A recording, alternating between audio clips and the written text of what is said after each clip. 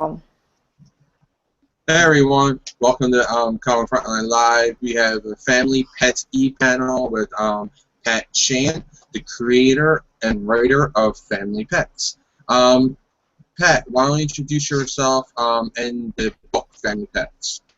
Sure. I'm Pat Shan. I am the writer and the creator, the co-creator of Family Pets.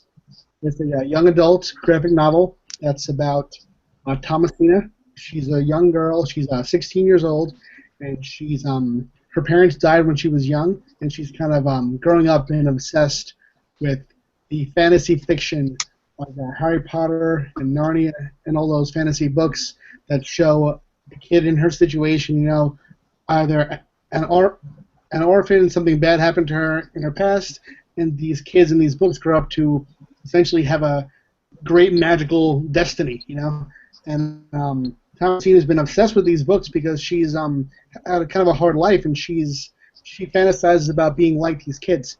But then as she's getting older, she's 16 now, she's starting to realize that her life isn't going to be beyond what she sees as normal until one day she wakes up and her foster family has been turned into household pets, like cats, dogs, lizard, and bird, and her snake, her one pet snake, has been turned into a dapper young British gentleman who wants to lead her to the French horn playing wizard who he believes is responsible for this catastrophe. And adventure ensues, and Thomasina sort of gets what she wanted, but in a way that she didn't expect. She goes on her magical journey, but it's not what she pictured. It's not the destiny that she wanted. So what follows is sort of a meditation on loss and what stories like these do to kids, both positively and negatively. Very cool. Cool. We got a couple of questions we're going to answer. We're going to ask anyone who's in viewers right now to ask questions also about this book. It's a great book. It was originally released digital, and now it's going to be coming out in a trade paperback, so everyone can get it who hasn't read it yet. Awesome, we're getting to see the printed version, it seems like. Cool. Looks very cool. And me and Jay both read it. We read it digitally, but I loved it. It was such a fun book. I'm actually going to pre-order mine this week, so... No, same here. I'll have to pre-order too. You have to send me the link, Jay, that way I can pre-order it. It's a really cool book. And then I think we'll probably put in the description below or the comments where you guys can pre-order the book also. That way, check it out. That's awesome. Thank you very much. That's awesome. Yeah, no problem. All right. My first question is, this is released through an imprint of Zetascope, which is called Silver Dragon Books. Can you tell us a little bit about that? Yeah. So Silver Dragon is the all ages and young adult imprint at Zetascope, and my understanding is that Scholastic came to them at some point last year, and they wanted to essentially do a partnership where Scholastic sponsors a title, and Silver Dragon puts it out with backing from Scholastic. The book itself just says Silver Dragon on it, but there was this big pitching process where about a year ago I posted a picture of these super thick mock-ups of a Family Pets trade, and that's what we were using to pitch to Scholastic. We made like a mock-up, and we sold a few of them at conventions to see how it did, but primarily that was to pitch to them to show them essentially what the book was. And since then, they released a book called Jurassic Strike Force 5. They put it out again because they had originally published it as like a one-off story, and then Scholastic liked it a lot, and they gave some backing to Silver Dragon, who put it out again. And then the next project was Family Pets, and it's been cool because it came out digitally, as you guys said, and we had no real not that we didn't have intention to put it out in print, because we would have always loved to put it out in print. We wanted to from the start, and digital kind of was a compromise, because normally I would like to have a book out in print and digital at the same time. But that wasn't the case there. It just came out digitally. So when the offer came to us to put it into print, we're super, super excited because Sarah's art is great. You know, she spent a long time and put a lot of work into this book. It came out as 6 issues originally, and the 6th issue is double-sized. So it was almost a whole year of work, and the audience for a young adult digital book is not as high as I thought personally. So the fact that we're getting a chance to expand our audience here and let people really see what Sarah and I did in this book is super exciting for me. Yeah, that's awesome. That more people will be able to read it. Right. So Jay, do you have another question? You can answer your first question. So you're talking about the artwork. When I opened up the book, I realized that obviously it was in black and white. So what made you decide to make it black and white and not color the whole book? Which I think it worked very well in black and white. But what was your creative idea to do that? Well, I had seen Sarah's art. She has a webcomic, and she has a decent presence on Tumblr. And at that point in my life, I was really interested in black and white art. I had pitched Suckers at the same time to Zenescope with artist Ian McGinty, who's currently doing Bravest Warriors with Kate Leff at Boom. And I was just fascinated with how Ian's inks looked and how clean his art was. And Sarah had a lot of the same qualities, but in a more in a very different way, where Ian has this wonderful clarity in his chaos. Sarah's lines are softer, and she has a kind of like modernized mixture of a Disney look with a modern comic book. It's super interesting to me. So it's funny, I never even thought of colors for this book, and I think if I had the time to go back and the resources, more like, I would like to at least see how it looks colored, because just because now I primarily work with colored comics. I've the only black and whites I've ever done were this and Suckers, and I would like to see how it looks colored, but it felt complete to me already. Sarah's art was just already how I pictured it and how I hoped upon hope that it would look even better. So yeah, I didn't really think about it, but it would be cool to see, but probably not in the cards. Unless we do a sequel, it would be cool to do a full color, like, more magical kind of sequel to this book. Oh, so if it's successful enough, I'd love to do that. Awesome. Yeah. Super. So buy the book, though we could see a colored sequel. I mean, again, we'd love to see that, especially the plot. It's about magic, and we get to see even more magic, I guess. So, how about you, Jay? Right. One of the scenes, one of the settings in here is a magical school, which is Holbrook Academy. Can you tell us a little bit about that? It's funny because right now I'm writing Arcane Acre and Charmed, both of which have aspects of a magical school. So it's kind of been a staple of my work, but it's a trope that's been done so much that every time I write about it, I'm trying to kind of skew the trope. So in Family Pets, it's sort of it treats magical school as almost like a Harvard. We have this character Smitty, who you imagine that when you're in middle school reading Harry Potter, your dream is to go to Hogwarts. I know I would have loved to go to Hogwarts. I was fascinated by the idea of what house I would be in. I thought Ravenclaw probably. But I think a lot of people fantasize about specifically Hogwarts. Interesting to put that into the real world and kind of normalize it, because in Smitty, the French horn player's life, it's not this great fancy idea to him. It's college to him.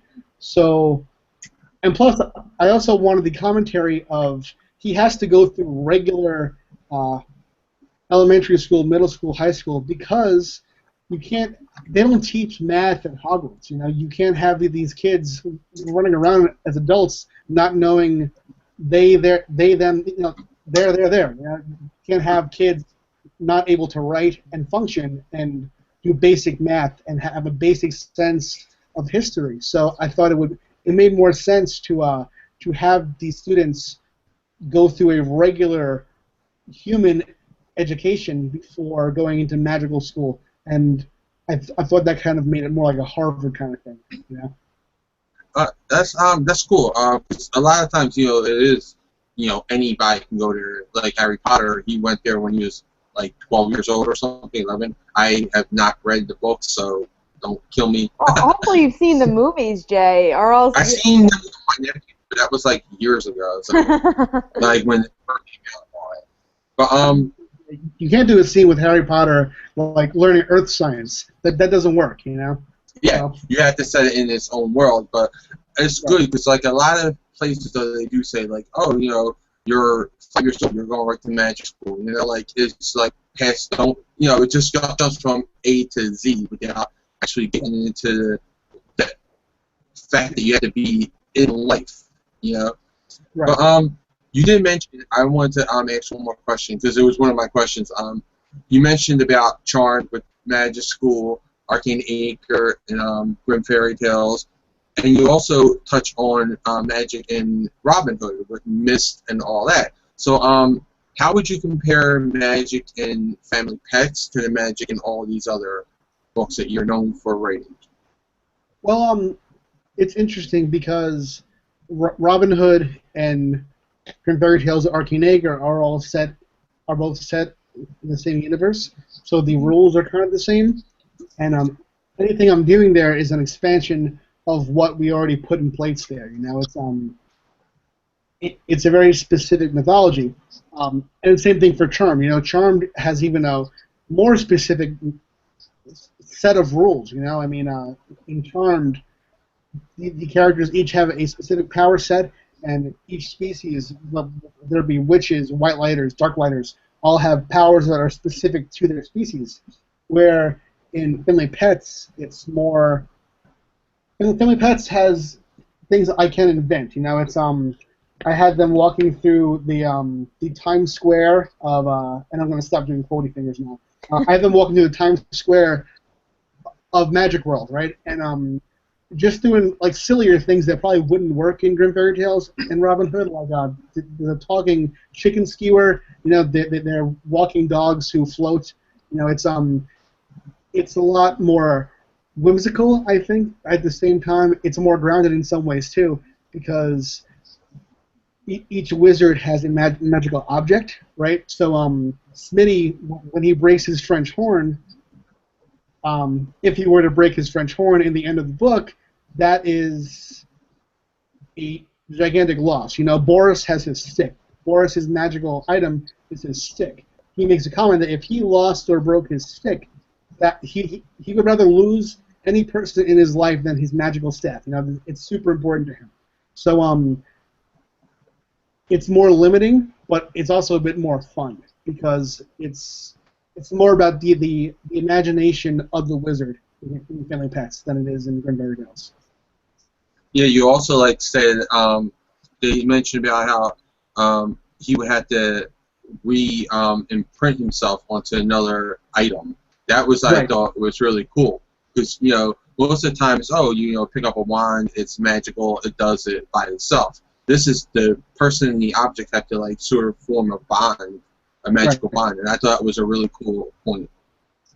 Yeah, it's a struggle when writing magical characters to make them not too powerful, you know, because you want those cool scenes where they use a awesome, super cool visually magic spell, but you get to the point where attention is gone because you see a character do these insane things, so there's no threat to their lives really, you know, like it's a lot harder to have a threat against, say, Doctor Strange than it is many magical characters who are more limited. It's why in Robin Hood, the Volume 3 of the original trilogy, Legend, see Marion, she's doing magical blasts and stuff, and I wanted to bring her a lot more down to earth with the ongoing, so I limited her power by tying everything that she learned to Abuela Abuela has tied that to her own well-being. So since Abuela in Robin Hood is now insane and captured, Marion's power is not working at all. So she's currently, in the scripts that I'm writing, trying to find other means to get new power. So it's all about trying to find limits that work and that could sort of even work on a character level and be a metaphor for what the character is doing or where they're going. Like a lot of the magical work in Family Pets is about Thomasina and Smitty learning things about themselves. It's not just about talking chicken skewers and flying dogs and carpets flying around too. It's it all has to come from a place of character for it to work for me. Yeah, I totally get that. I like it because it's one of the problems I always have with like Zatanna. She can just say anything backwards and everything happens. There's no real like struggle for her, and I like that you have this little struggle, and it's also like a moral dilemma that he has to be put in. Do you choose your heart, your magic, all that. He's filled with a lot of choices throughout this, and I love that. I love that you did that for it. Thank you. And hey, nothing against someone who would write Doctor Strange or Zatanna, because that's a different challenge. It's incredibly hard to come up with threats that actually do work for these characters. Anyone who does it well is super talented. That's awesome. Oh yeah, definitely. Kat, you have a question? Yeah. So this seems like a big passion project for you. Why would you say Family Pets is a passion project? Well, the kind of like cheating easy answer is that it's creator owned. It's Sarah and I thought of this on our own. Every piece of art in there is hers. All the writing is 100% me. It's a pure collaboration between me and Sarah. And I love what I'm doing on my other books, and especially Robin Hood, because Robin Hood has almost been a diary of mine. It's been a reflection of where I'm at in my life in so many ways. And I'm Love and Charmed, and as far as Grim Fairy Tales, the Arcane Acre storyline, I never thought I would feel as close to the characters as I do. I thought it would be easy for me to try to figure out at what point I would end my run, but it's been a struggle because the characters are very much a part of me and are also reflections of who I am. But at the same time, I've had to force myself to separate myself in some ways from the titles because they're not. I don't own those titles, and everything that I write is subject to any edits from the higher ups, and as they should be, because I don't. Robin Hood and Grim Fairy Tales belong to Zenescope. Those are Zenescope's properties, and Charm belongs to CBS. So on those, I'm always checking in with someone and being sure that the direction that I want to go in makes sense with what they have in mind. And even when I'm 100% plotting a story like Robin Hood and Charmed, it's definitely there's a lot more compromise than with creator-owned. It's sort of a pure artistic vision, and with Family Pets, it was just sort of it was almost like a song, It was just me and Sarah jamming, kind of figuring it out as we went along, and yeah, I love what we've done, and I just want people to get it, because it's not a book like and two, Charmed and Zenescope's titles have a sort of a fan base that's already there. Those fans have been reading for a long time. I just wrote issue 116 of Grim Fairy Tales, so it's been around long before me, and it's going to be around after I stop writing that book. But this one's not. This one it's ours. So I want people to get it because it's sort of like it's exactly what we wanted to do at that time, and that's exciting to me. Awesome. So Jay, I think we have some audience questions. If you want to go through those. Tim Marston asks, "What's it like working for Zenescope?" It's it's interesting because I work as both writer and editor there, and I'm not in the office. I used to be in the office training for a bit, and I would stop by there, but I'm not in the thick of the editorial thing as many editors in other companies are. You have Nicole Glade, who's a wonderful editor who works there, works hand in hand with the design department, and they're all together in the office at meetings when I come in. So and since I edit fewer titles and I write more, it's more solitary than you would normally think. But at the same time, it's also more it's more of a job than a gig because I'm expected to have my editorial projects going on at the same time as my writing, so it's very removed from what I would normally do as a freelancer because I'm treated as an employee there. But at the same time, it has a bit more independence than you would normally have as an employee because I'm remote and I can, like, tomorrow I'm going to go I have a phone meeting with Ralph, who is the editor-in-chief. But then I'm going to drive toward LA to meet with Paul Verditis, who used to be the editor on Charmed, and he used to write Charmed, and he's currently writing the Charmed novels. So I'm just going to go down there and hang out with him and talk shop, and that isn't something that many editors could do because they'd be stuck in the office. So yeah, it's a unique experience for me. It's nothing I've ever felt before because it's kind of a new thing for them too because they normally have either just the writer or the editor in office. It's not a thing that's been done there before. So that's a really cool insight. That's really awesome. It's cool that they give you that freedom to Definitely. We have another question from Jeremy, Mr. J's Comic Reviews. He says, hey guys, so Pat, you said that the main character would be going on a magical journey. Does it draw from any particular mythology, or is it just a mix of, or is it just a mix? What does it combine? It's I don't want to say very much because there are some elements that pay homage to other works, but I do like to think it's a pretty unique take on magic, even though we don't spend much time in the magical world. It's very focused on Thomasina. It's focused on her journey, her character arc, and she, quote unquote, doesn't belong there. She is infected there, which is a sort of it's a look at a magical world that we wouldn't expect. We go in there and we expect to see Narnia. We expect Diagon Alley. We expect the beautiful, wonderful, magical world. And I think a major part of what Sarah did visually and what I tried to do in the story is bringing it down and showing that it's still a business. It's still a business world. They go out of the portal, and Thomasina gets her first view of Magic World, and what it is, it's just Wall Street.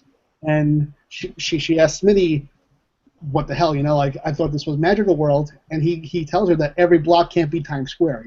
Every block of Magical World isn't going to be very different from regular world because people are still people. They're still going to build buildings, they're still going to go to work, and they're still going to get chicken skewers, even though said chicken skewers might have a conversation. Cool. Okay. Now I have a question for you, and it's Let me get my list up here. All right. You mentioned a certain character in your book, and his name is Professor Macy. Is this a nod to a certain teacher that you once had and you worked with, Jeff Massey? Yeah, for sure, definitely. It's funny because when I wrote Macy into the book, I would have never dreamed that Jeff Massey, who's the basis for the character, would be writing multiple titles for Zenescope. I had no idea. When I suggested him for Oz, I was thrilled when he got the one backup story, and then they started talking about him as writing the main Oz series, and it was thrilling because Massey was a gigantic influence on my life. He was a mix of like he was like a young Mr. Feeney. I was, He was just a super. I thought you were gonna say Mr. Feeney. Oh yeah, That's awesome. he was very Feeney, but he was like I didn't feel like he was older. I mean, he was like what? Mr. Turner? I should make fun of him now, but I'm not going to. Yeah, he was like a mix of Feeney and Turner. You know, he was that like young, clever teacher, but at the same time, me in a way that I felt mentored. You know, he was just great and clever, and I could see even in he would leave comments on my tests and quiz, and I could just see that he was a clever writer from that. And reading his essays and all that kind of stuff made me, and knowing his focus. You know, he did his dissertation on werewolves. And he is a medievalist. So when the chance came up to do a Toto backstory in Oz, he was perfect. You know, their Toto in Deniscope's Oz is a big old wolf. So I thought he was perfect for that. And he's shown himself to be a great writer. You know, he's written multiple Oz books, spin-offs of Oz. He's written Red Riding Hood now, and yeah, he's probably my favorite writer at Zenoscope, personally. And it's funny that now, because I totally forgot that I put that character in until I was proofing, and I was like, oh man, that's Massey. You know, Macy is Massey. So I was wondering if anyone was going to notice, and it's cool that you have. Yeah, I remember, you guys had this like great rapport during the e-panel, our first e-panel, and you two were on there, and you were like just having this great relationship, and you mentioned that he was your teacher and everything, and I just was like, Macy, I'm going to ask him if that's the same, if that's the connection. And did you have anyone else that, like, you threw in there, like any nods to any other influence in your life? Yeah, I actually named the professor who initially tells Thomasina that she doesn't belong there, Deneen. Deneen is the name of someone, a reader who commented on Facebook. I asked for help on something, a reference. I wasn't sure I don't remember what it was, but I needed help. I think I wanted to find out how bad a certain British slur was. I think it was bollocks. I was wondering if I could put the word bollocks into this book and still get away with it being a young adult book, or even back then I was thinking a kid's book in Britain. In countries that use bollocks. So I asked him if it was as bad of a curse as I was worried it was, and he commented and told me that was fine. And as thanks for that, I put his character into the book. Because that's how lazy writers do research. We ask on Facebook, like, hey, British guys, hey. Is bollocks all right? Am I good? It's a good idea. You should use those people on Facebook. Now he's immortalized in print. I do research besides. I always ask first for an answer, and then I do the deeper research. So I don't want to seem too lazy. I'm like, if lazy is like on a scale from 1 to 100, I'm like a 65, I think, probably. Hey, you're being sure. You first asking and then doing the research. I think that's pretty good. You get two opinions: the internet's opinion and a real person's opinion. Kat, you have a question? Yeah. So, how did this whole book come together? Like, when did this idea come to you? When were you like, I want to make a book from this? Like, how was that whole process? Well, I was developing a few pitches. I had Suckers, and I wanted some various books. Because Suckers is a hard R horror comedy book. That's not a book that you would find next to Adventure Time. You know, that can't go. So I wanted, I mean, as a reader, if I'm going to pick up a prose book, I love the young adult genre. I love John Green. I love Barry Lyga, Wilbur Bray, all those writers who I think are doing wonderful things in the YA realm of prose. And I have found back then, especially, 'cause I think I had this idea in like 2012.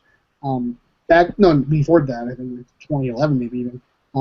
The comics was not tapping into the rich well of YA.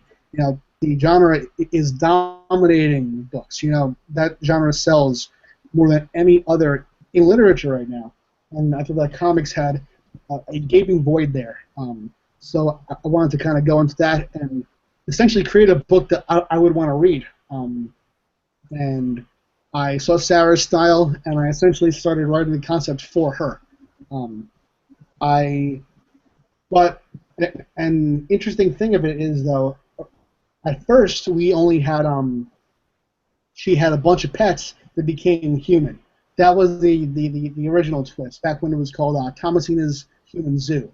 And the twist was that she had maybe 5, 6, 7 pets who became human. Sarah made all these wonderful designs for that, which is actually in the back of the book. You'll see. I love them. These were the original characters. Yeah, those look great. And there's like you had Schnuckle the turtle, Brian the fish, and Sir Winesalot the dog, who is the basis of Neil in the actual book. And we pitched it to Silver Dragon, and Joe Bruscia said that he likes the idea, but felt that it was too much, that we had too big of a cast to do a 6-issue series.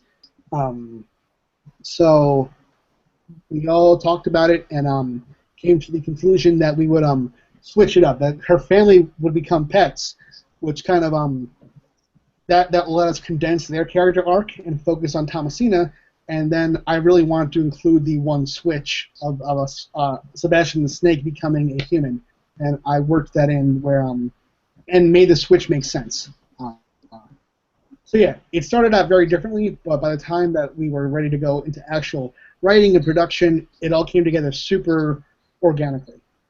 And you always knew that you're gonna like work with Zenescope technically to do this, or did you want it like in another company? Did you always have that? Well, I pitched everywhere. You know, I never had Zenescope in mind at first because I didn't know that they were doing Silver Dragon books. I didn't know about it. So I pitched.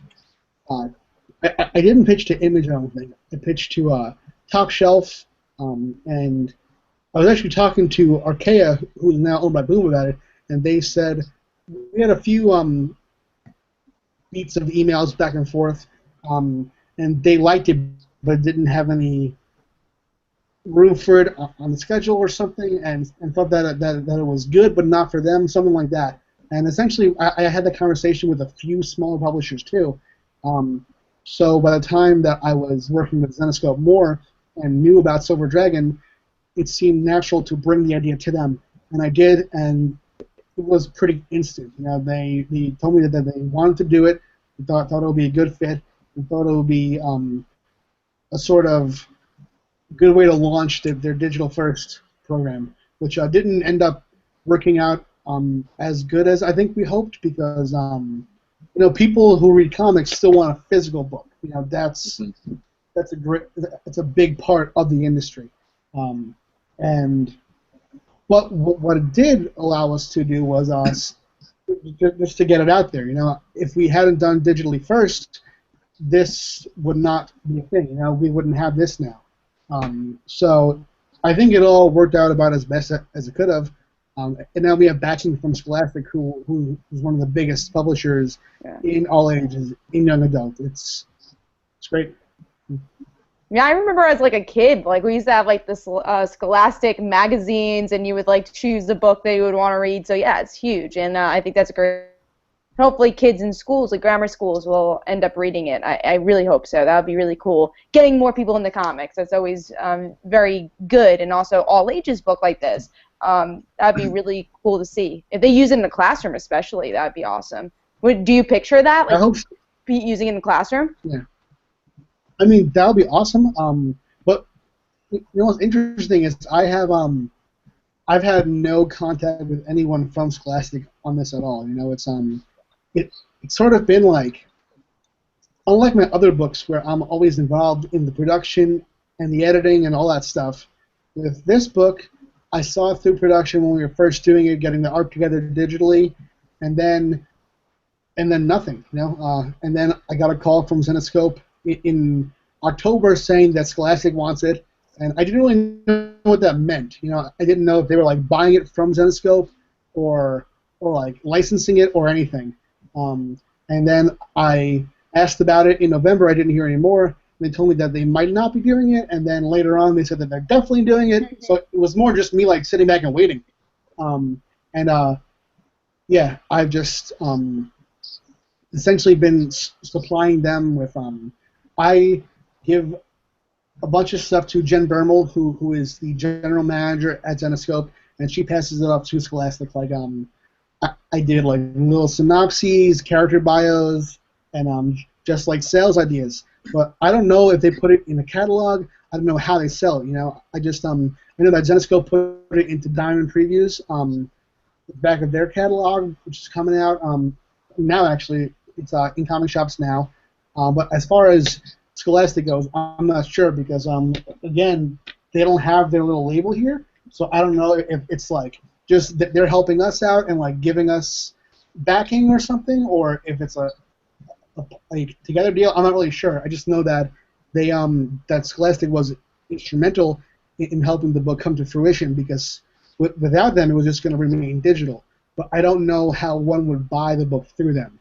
Mm-hmm. All I know is that right now it's available through Diamond, through Zenescope.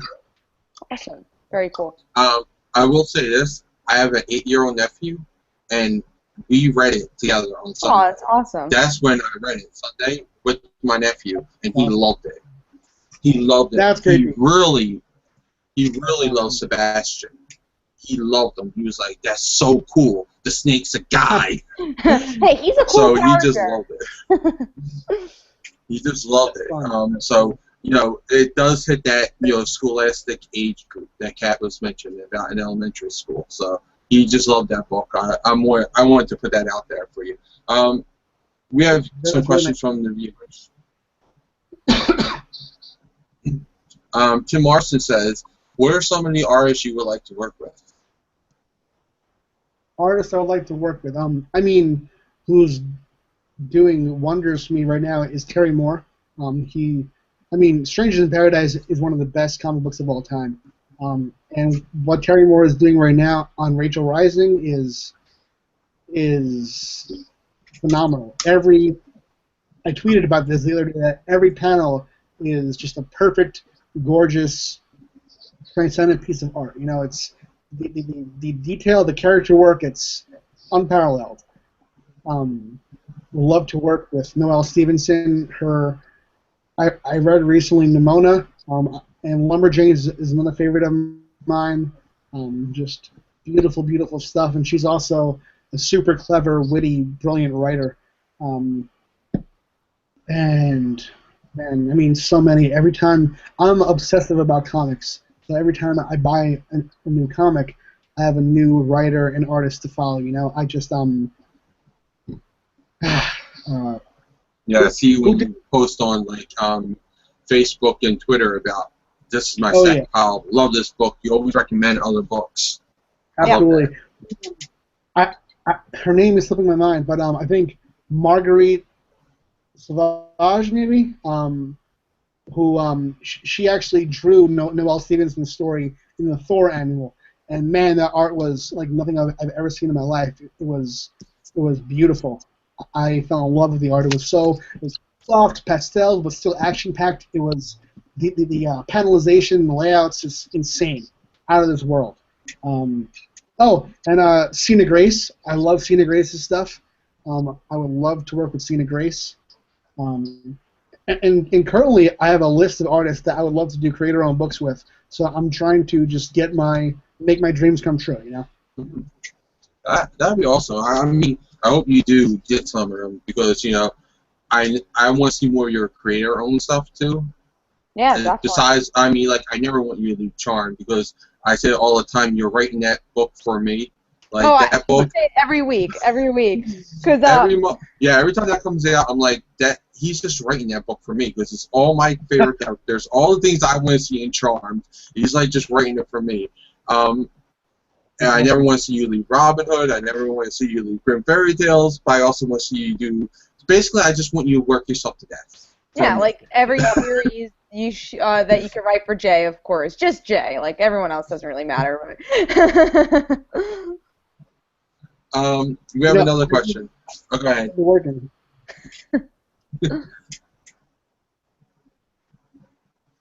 Okay, we have a question from another viewer. It's Mr. J Comics Reviews, Jeremy. He says you mentioned before that you started with writing young adult novels. You're doing a great job with Zenescope, but will you be getting back to doing that anytime soon? Yeah, I have a few ideas in mind for my next story.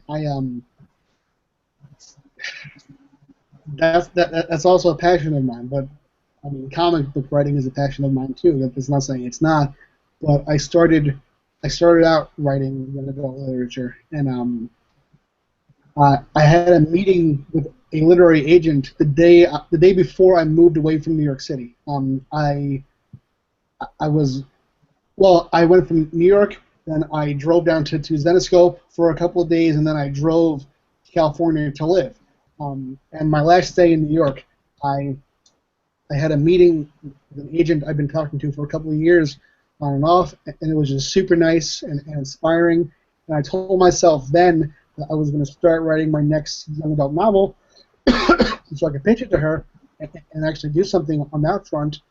But then I started taking on more and more comics monthly, and then I became editor, and it's been this ongoing thing, but it's definitely something that is not even in the back of my mind, it's in the front of my mind. I just need to find time to do it and to do it well, because I would never, it's a completely different medium, prose is, I would never want to start a project I couldn't give myself over to 100%, and I think I'm going to get to a point soon where I'll be able to definitely dedicate the proper amount of time to make something like a novel come to fruition, and I will be sure to let you guys know when that happens, because I'm super excited for that chance, because that's a genre I love, it's a medium I love, and it's been not a gaping hole, because I've had a lot of opportunities and I've done so much writing since then, but it's definitely been a hole in my life and in my writing career that I haven't been able to do that as much as I used to. awesome. Yeah, I mean, definitely keep us up to date because like I'll definitely buy and support it. 100%. Me and Jay both try to read some YA stuff, especially for podcasts and writers we love. So. Yeah, I mean, we definitely like to support the people that we know, that we like their work previously, and so I'm sure anything that you come out with, like I said, you tend to write for me, so I tend to like everything that you put out there. But you mentioned about the bonus features in the back and how it's going to be called Thomasina's Human Zoo. Will we be seeing any more Family Pets, like a sequel? And if so, will any of those original concept designs be coming to play in it, or maybe a spin-off or something like that? Well, if we did a sequel, it probably would bring some of those characters in, not in the same way, because it couldn't work the same way, because I would never want to do a sequel like The Hangover 2, The Hangover 3. I mean, I hated the first Hangover, but that concept is they're hungover again. They're hungover again, like with Taken. Just Taken 1, 2, and 3. This guy's family gets taken over and over again. It doesn't make any sense. So I wouldn't want her pets to turn into humans, her humans to turn into pets. It wouldn't work to do it a second time. So I would want to use those designs again, but not not in the same kind of way.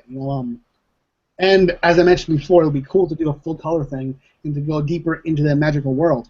Because the way it ends, we have its resolution for Thomasina, but the other characters are kind of going off on their own journeys. So I think it'll be cool to follow that next time, if we get to do it. I won't know sales for a good maybe few months after the book comes out. But as soon as they want to do it, I'm on board, definitely. Cool. Kat, you have a question? Yeah. What made you decide that you wanted to turn your characters into pets, like animals? Because I know you're an animal lover, but was that really the big reason? It's like, oh, I love animals. Let's bring animals into the story. Like, what made you have that idea? Well, it's weird. I told this story recently on a podcast also that I was in the city, in New York City, and I was waiting for the subway. Actually, no, I was waiting for the LIRR, and when the LIRR train is about to come to Babylon, right? You're sitting there or standing there if you're afraid to sit in some pee or something, and you just see everyone crowding around, just waiting for that track number to pop up.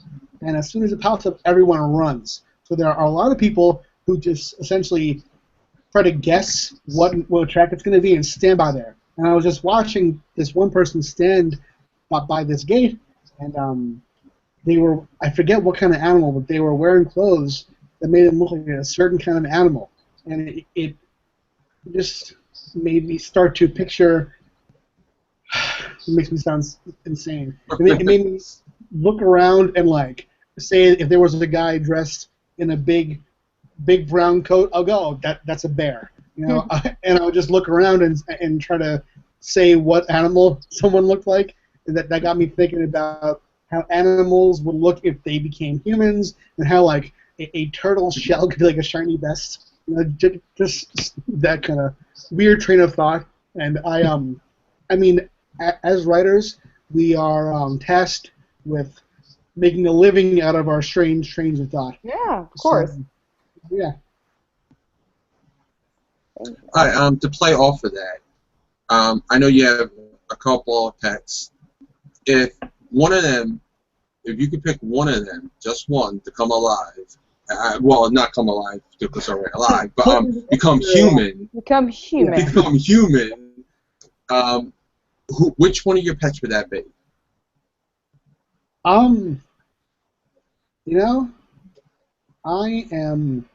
mean, this is a boring answer, but I am 100% okay with them being cats. I don't want it to happen. I don't want it to happen.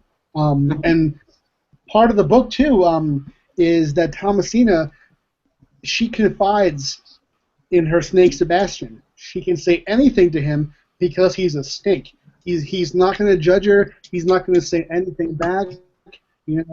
He's just going to listen, and that's what people need sometimes. And then all of a sudden, when he gets turned into a person, it's super weird for her because he's good looking, but he's also her snake, and he knows a lot about her that he shouldn't know because he was a snake, and this was never supposed to happen. So I think that pets have a very specific role in humans' lives, and vice versa, and it's weird territory when that gets reversed. And I wanted to explore that in this book especially because I often thought about that. I thought, what would my cat Wesley look like as a person? Kind of like Michael Cera. And I had this train of thought, and then I wondered what he would say, and then I thought about it like humans expose themselves in a way to their pets that they would never to another person. And if you take away that barrier of human to animal, it's a whole different world. But if you start on one side of the barrier and end up on the other, it's a whole different world. So I wanted the book to, in large part, explore that weirdness. And it does. You definitely feel a little awkward, like when Thomasina and Sebastian are interacting as when he's a human. It's definitely a little bit of that awkwardness, like, yeah, you're, yeah, you're, you know, like you definitely feel her feeling that awkwardness of trying to talk to him and knowing that he knows everything about her. Definitely. Kat, you have another question? This would be my last question. I know, this is a Spanish household, which I think is really cool. What was your idea to, have a Spanish household instead of, another heritage? What was your thought process there? I actually forget. I don't really remember. I mean, Thomasina herself came to me from whole cloth. She was already developed, and when Sarah designed her, it just made sense. And yeah, it's just I feel like it's. I don't remember. I have no idea. It just it's not something that I think about really. It just came kind of naturally because especially where I grew up. I grew up in a town called Freeport, and it's a super diverse town. And I mean, New York in general is a very diverse state. But Freeport is a super diverse town.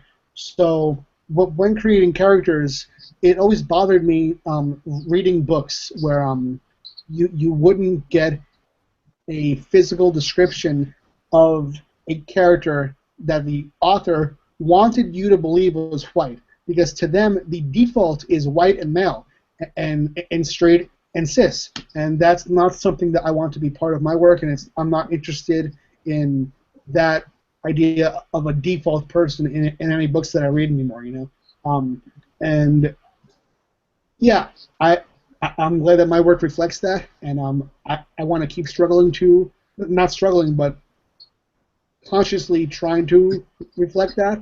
At the same time, unconsciously, because I don't know what the original idea behind Thomasina was.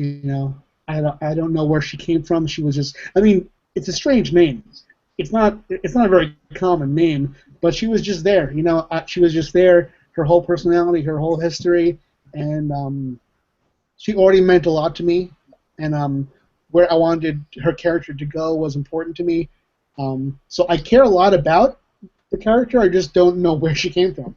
Yeah, and that's okay. It's very cool. So yeah. And what I like about her is that she's not actually like full Latina. She's also she's biracial, because you mentioned that her Abuela, who's actually part of her white side of her family, chooses to be called Abuela instead of grandmother or nanny or whatever, other names that you have for grandparents.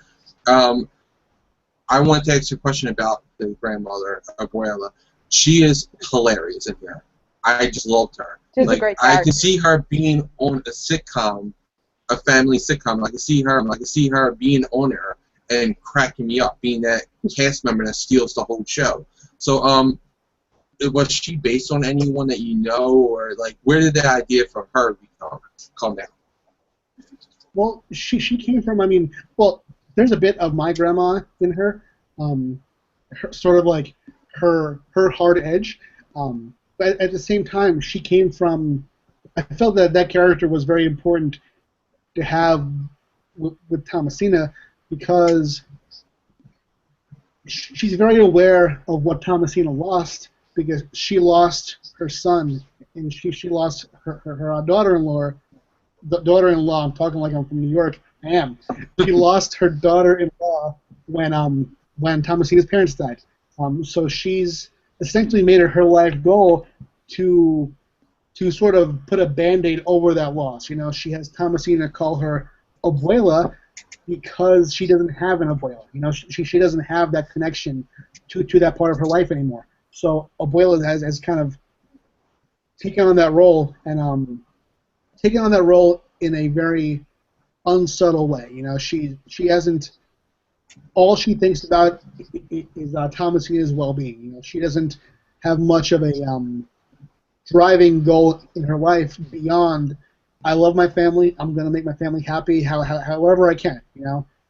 All she does beyond that is she's obsessed with the internet. It's her family and online. She Love is that, yeah. the opposite of all of our parents. You know, all of our parents, I feel right now, as the world becomes more and more technology driven, are flabbergasted by the computer. You know, you have that trope, and it's a trope because it's true of the baby boomer, the 70 and above person struggling to use the computer. You know, it's a trope in literature, and it happens in real life.